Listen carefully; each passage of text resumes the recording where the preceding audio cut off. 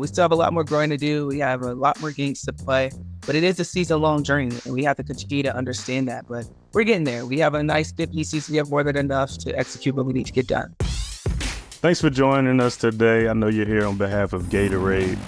Tell us what you have going on with them. Yeah, well, we are starting our campaign for NBA Finals, and it's being voiced by one of the GOATs himself, if not the GOAT, Michael Jordan. And it is pretty cool that it's taking us back to when Gatorade would put the sweat on the athletes, and it would be the color, and it would signify Gatorade and how it fuels us.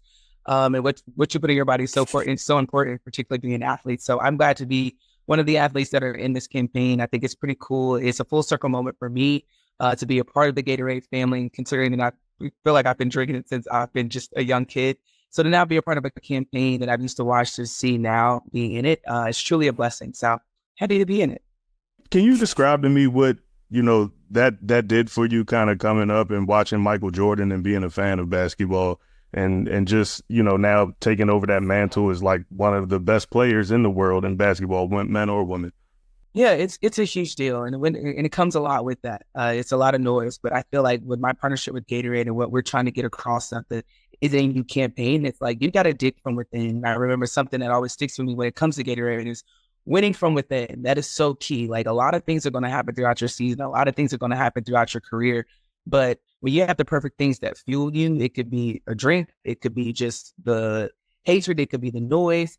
That's how you get the better outcome. So for me to be on a list of a lot of great people that have done great things in their respective sports, it kind of lets me kind of have my chest kind of there and be like, no, I'm here. I'm here to make a statement, and I'm going to continue to build greatness, because that's what it's really all about. And when you have a company and when you have a drink and something that fuels you like Gatorade and allows you to be great, the only outcome is greatness. So it's pretty cool just to kind of see how it's really, like I said, been a full circle for myself when I was just a young kid that's drinking Gatorade, watching commercials, to now being a part of something that's way bigger than just the drink. So I'm very happy with this partnership. I want to pivot here to the Aces a little bit, because obviously you guys are coming off of back-to-back titles. Do you notice any complacency with the team, when you do win that much? And how do you and your teammates kind of keep from becoming complacent?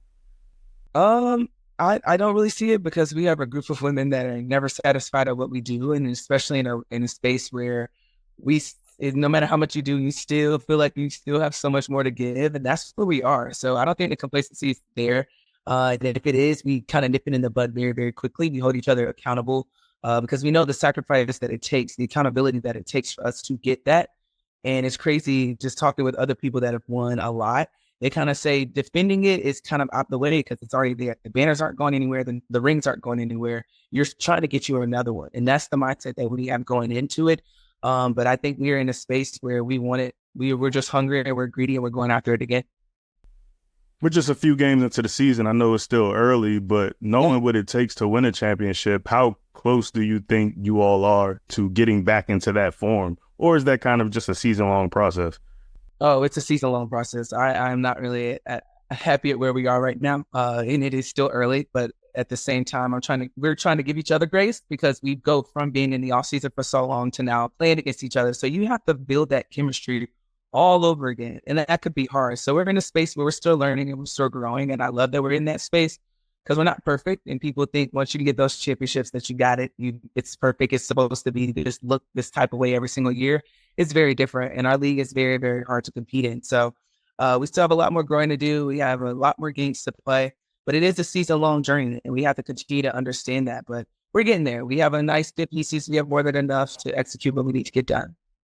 LeBron James and Charles Barkley had some interesting things to say regarding Caitlin Clark, specifically Barkley, who said women were being petty towards her. What was your reaction to that? I am actually off social media, so my reaction is pretty late, but it's noise that I don't really listen to, honestly, because I'm in season. I have other things that we need to worry about than what other people have to say. I have a scout. I have 11 other minds on my team in my locker room that we got to make sure that we're on the same mindset. So I really can't give you the best answer on that because I really don't pay any attention to it. My goal is just to go out there and be the best that I can be for my teammates, both on and off the court, and we're going to go out there and be us. Hey, sports fans, if you want to see more conversations with athletes and stars, check out these videos right here and be sure to subscribe for more from USA Today Sports.